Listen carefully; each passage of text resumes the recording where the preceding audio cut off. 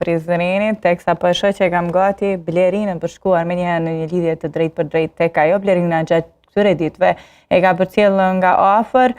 situatën me fëmijën i cili dyshohet se është keq trajtuar nga prindërit e tij. Për më shumë detaje se çfarë ka ndodhur me këtë zhvillim dhe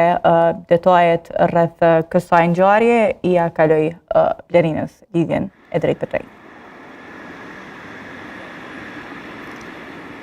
Po, atëherë afërdita të martën e kësaj jave është bërë i ditur lajmi që një fëmijë 5 vjeçar nga qyteti i Lipjanit dyshohet se është trajtuar, është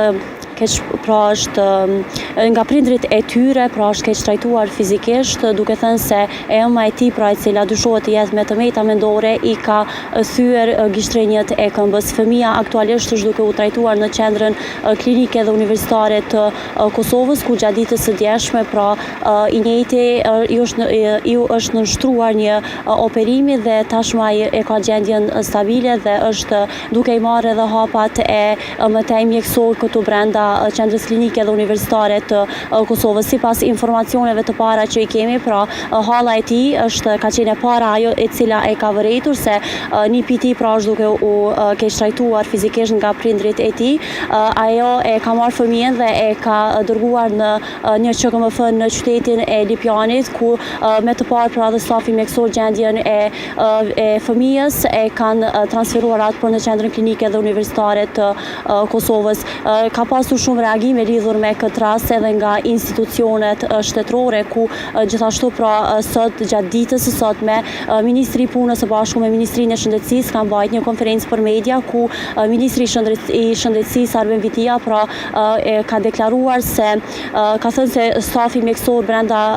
qendrës klinike dhe universitare të Kosovës, saktësisht pra klinika e pediatrisë dhe ajo e intenzivës, janë duke u kujdesur mjaft mirë për fëmijën dhe janë duke u marrë pra me këtë rast. Gjithashtu ai i ka lavdëruar pra dhe stafin mjekësor për kujdesin ndaj fëmijës. Gjithashtu edhe Ministri i Punës pra Andin Hoti ka deklaruar duke thënë se një gjë e tillë pra nuk duhet lejuar dhe nuk duhet përsëritur më brenda shtetit të Kosovës. Dhe gjithashtu ai ka thënë u ka bërë thirrje pra të gjithë kryetarëve të komunave që të marrin hapa më konkret dhe më intenziv pra sa i përket të gjitha pra qendrave për punë sociale brenda të gjitha qyteteve të Republikës së Kosovës. Gjithashtu pra tashmë dihet se prindrit e viktimës janë arrestuar pra nga policia e Kosovës, ata janë ndaluar fizikisht për 48 orë, më pas pra kanë vazhduar pra prokuroria themelore e Prishtinës ka jep urdhërin pra që këta të vazhdojnë pra këtë proces dhe ka lëshuar pra dhe disa të tjera ku edhe janë në paraburgim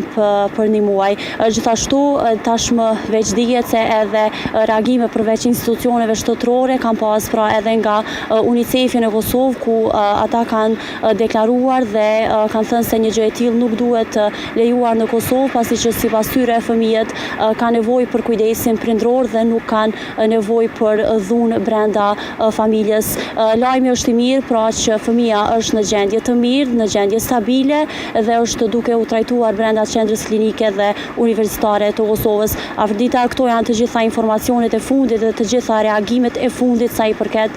këtij rasti, në rast se nuk ke ndonjë pyetje atë linjën, po e kaloj tek ju në studio. Faleminderit shumë Blerin për këtë lidhje të drejtë për drejtë dhe